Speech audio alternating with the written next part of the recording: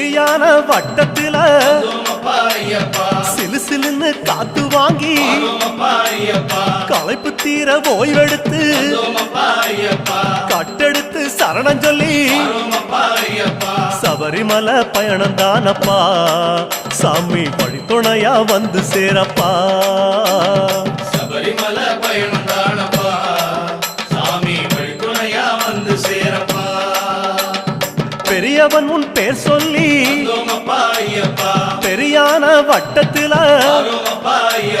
சலசலக்கும் பம்பையாறு பெருவழிக்கு நன்றி சொல்லி காந்தமல ஜோதியானவா எங்க காவலாக வந்து சேரப்பா.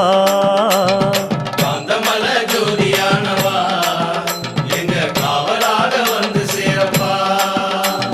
சந்நிதியில் கட்டுங்கட்டி சபரிமலை காடு தேடி